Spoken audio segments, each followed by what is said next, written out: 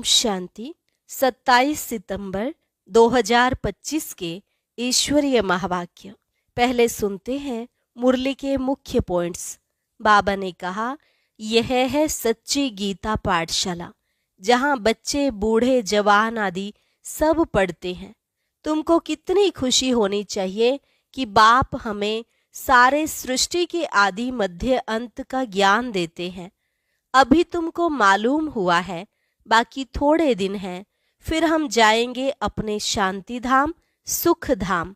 बाबा ने कहा, माया के विघ्न तो जरूर पड़ेंगे, तुम्हारे में बहुत सहनशीलता होनी चाहिए।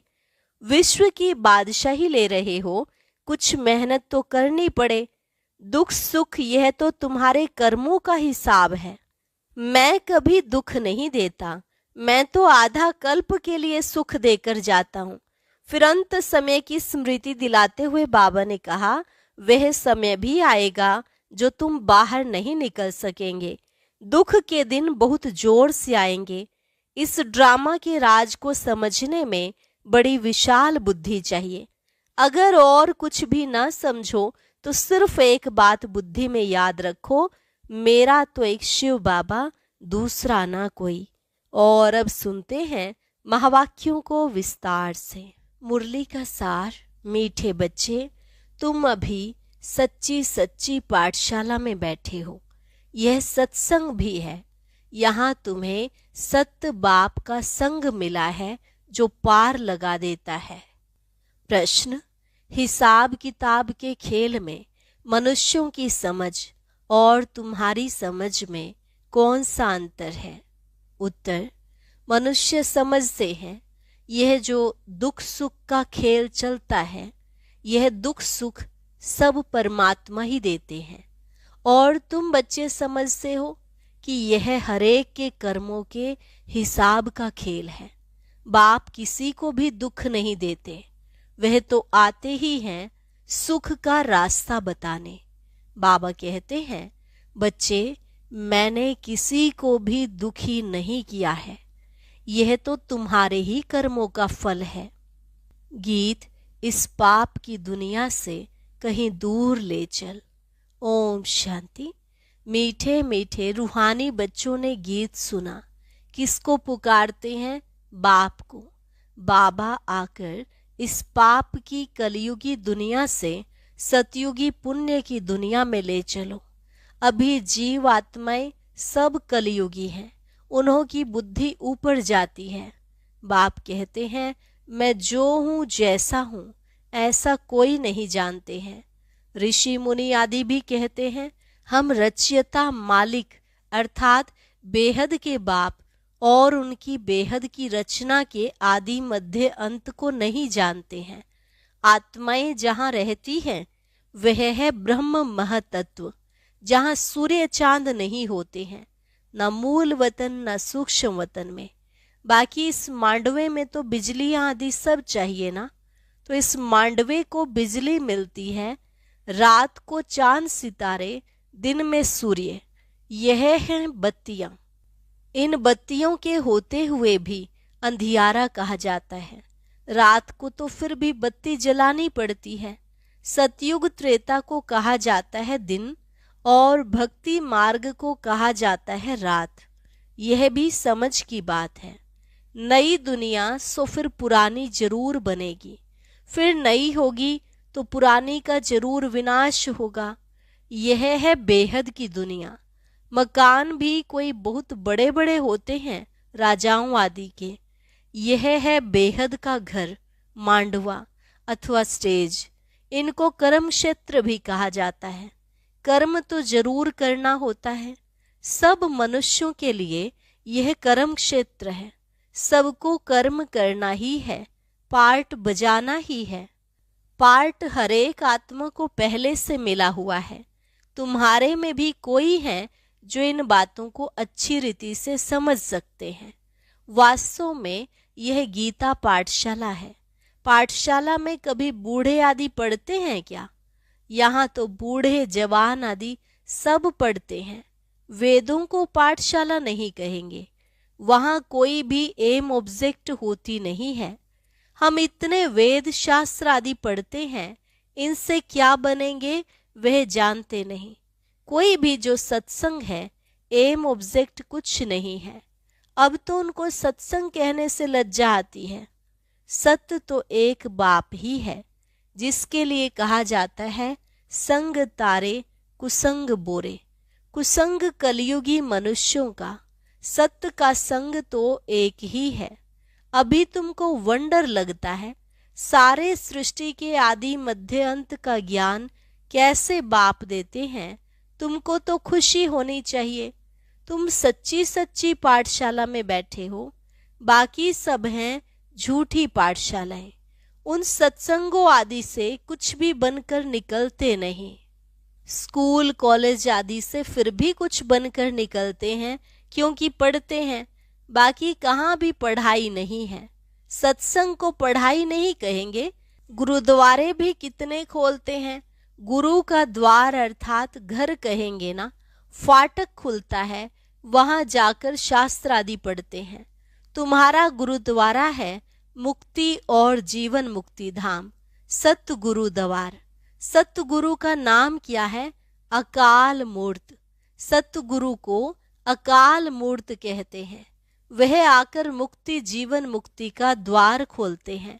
अकाल मूर्त है ना, जिसको काल भी खा नहीं सकता। आत्मा है ही बिंदी, उनको काल कैसे खाएगा? वह आत्मा तो शरीर छोड़कर भाग जाती है। मनुष्य समझते थोड़े ही हैं कि एक पुराना शरीर छोड़ फिर जाए दूसरा लेगी, फिर इसमें रोने की क्या दरकार है? यह तुम जानते हो ड्रामा बना हुआ है, हर एक को पार्ट बजाना ही है। बाप ने समझाया है, सतयुग में है नष्टो मोहा। मोहजीत की भी कहानी है ना, पंडित लोग सुनाते हैं, माताएं भी सुन सुनकर फिर ग्रंथ रख बैठ जाती हैं सुनाने के लिए। बहुत मनुष्य जाकर सुनते हैं, उनको कहा जाता है कन रस। ड्रामा प्लान अनुसार मनुष्य तो कहेंगे हमारा दोष क्या है। बाप कहते हैं, हमको बुलाते हो कि दुख की दुनिया से ले जाओ, अब मैं आया हूं तो मेरा सुनना चाहिए ना। बाप बच्चों को बैठ समझाते हैं, अच्छी मत मिलती है तो वह लेनी चाहिए ना। तुम्हारा भी कोई दोष नहीं है, यह भी ड्रामा था। राम राज्य रावण राज्य का खेल बना हुआ है। खेल में कोई हार जाते हैं तो उनका दोष थोड़े ही है। जीत और हार होती है, इसमें लड़ाई की बात नहीं। तुमको बादशाही थी, यह भी आगे तुमको मालूम नहीं था, अभी तुम समझते हो। जो सर्विसेबल हैं, जिसका नाम बाला है। दिल्ली में सबसे नामी ग्रामी समझाने वाला कौन है? तो झट नाम लेंगे जगदीश का। तुम्हारे लिए मैगजीन भी निकालते हैं, उसमें सब कुछ आ जाता है। अनेक प्रकार की पॉइंट्स लिखते हैं, ब्रिजमोहन भी लिखते हैं। लिखना कोई मासी का घर थोड़े ही है। जरूर विचार सागर मंथन करते हैं, अच्छी सर्विस करते हैं। कितने लोग पढ़कर खुश होते हैं, बच्चों को भी रिफ्रेशमेंट मिलती है। कोई कोई प्रदर्शनी में बहुत माथा मारते हैं, कोई कोई कर्म बंधन में फंसे हुए हैं, इसलिए इतना उठा नहीं सकते। यह भी कहेंगे ड्रामा। अबलाओं पर भी अत्याचार होने का ड्रामा में पार्ट है।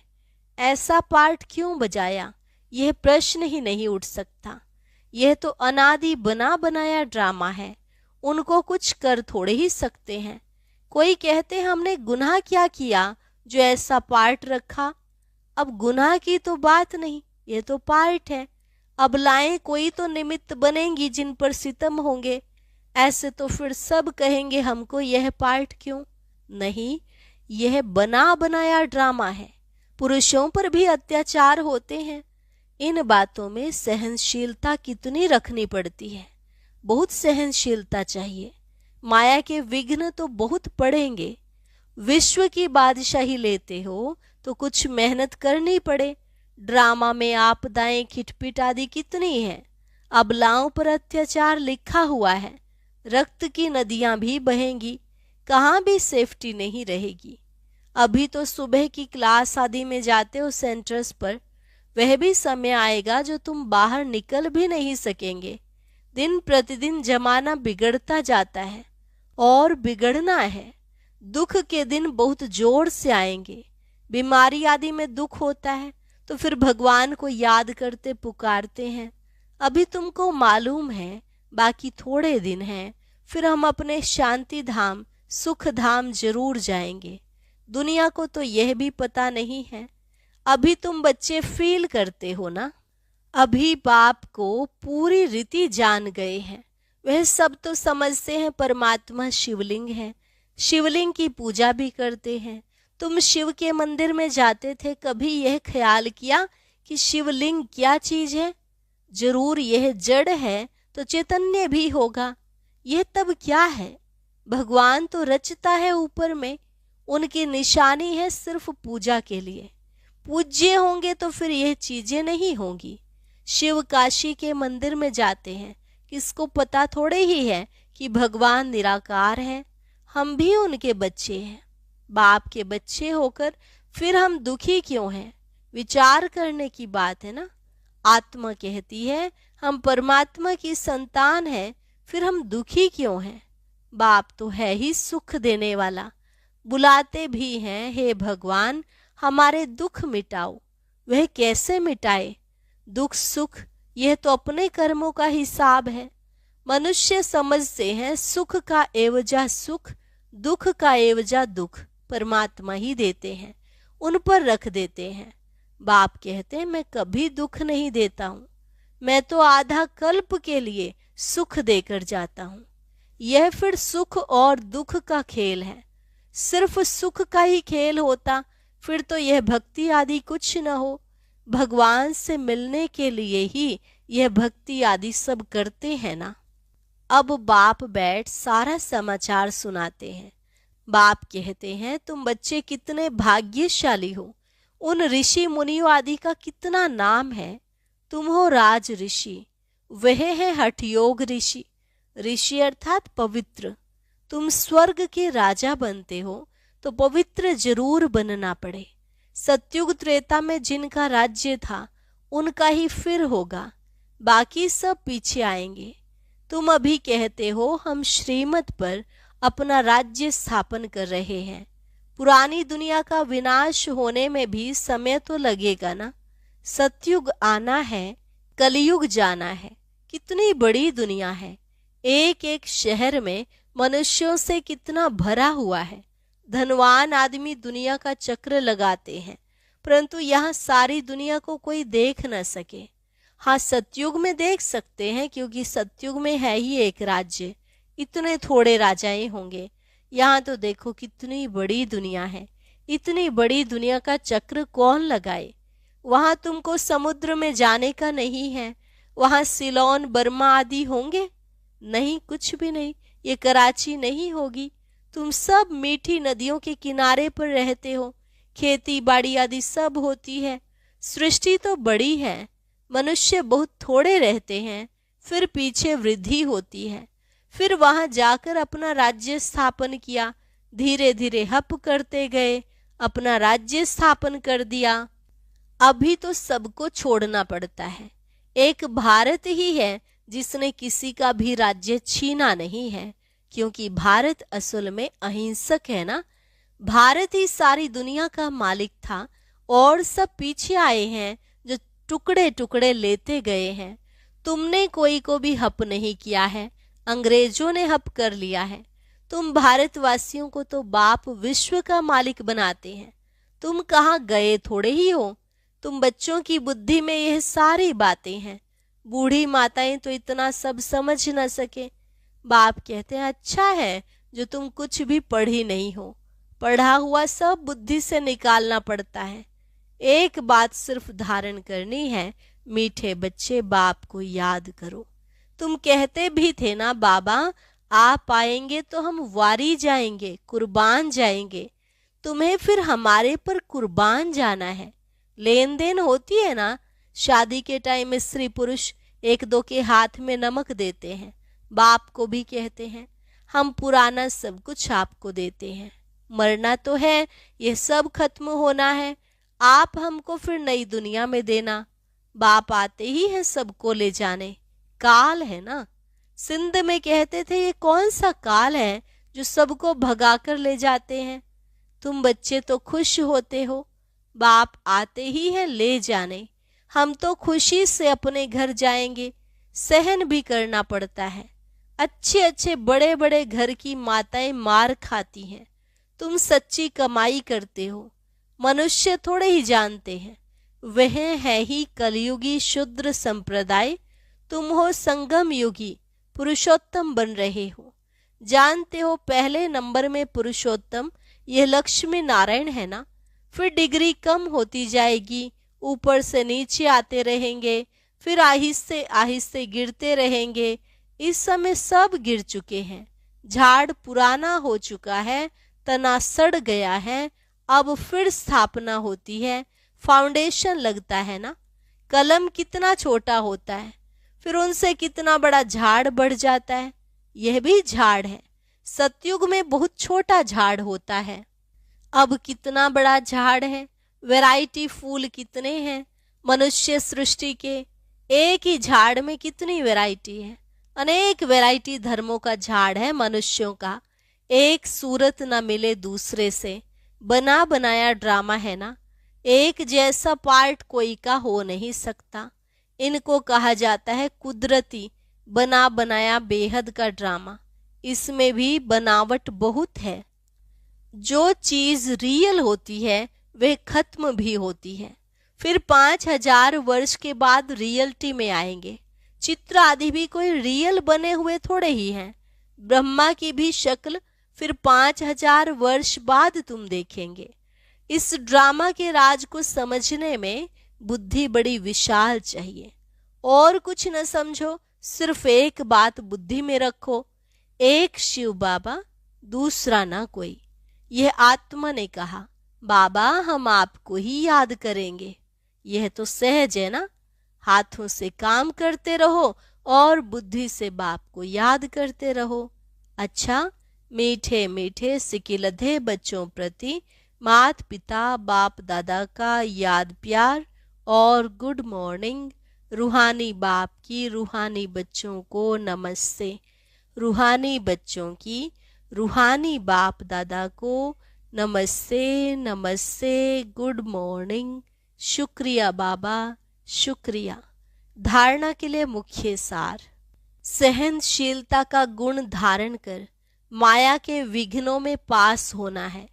अनेक आपदाएं आएंगी, अत्याचार होंगे, ऐसे समय पर सहन करते बाप की याद में रहना है। सच्ची कमाई करनी है। विशाल बुद्धि बन इस बने बनाए ड्रामा को अच्छी रीति समझना है।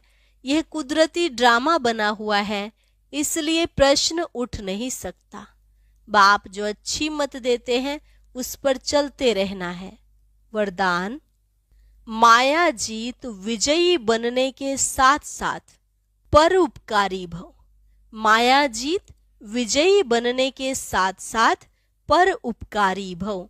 अभी तक स्व कल्याण में बहुत समय जा रहा है, अब परोपकारी बनो। माया जीत विजयी बनने के साथ साथ सर्व खजानों के विधाता बनो, अर्थात हर खजाने को कार्य में लगाओ। खुशी का खजाना, शांति का खजाना, शक्तियों का खजाना, ज्ञान का खजाना, गुणों का खजाना, सहयोग देने का खजाना बांटो और बढ़ाओ। जब अभी विधातापन की स्थिति का अनुभव करेंगे, अर्थात परोपकारी बनेंगे, तब अनेक जन्म विश्व राज्य अधिकारी बनेंगे। स्लोगन, विश्व कल्याणकारी बनना है तो अपनी सर्व कमजोरियों को सदा काल के लिए विदाई दो।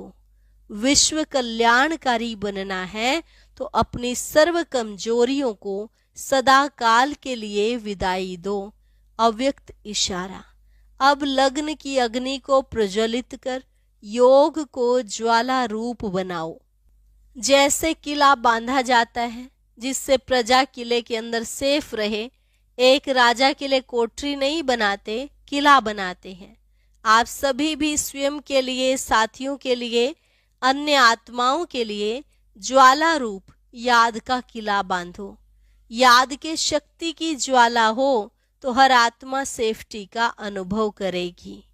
और अभी सुनते हैं आज का अव्यक्त ज्ञान मोती।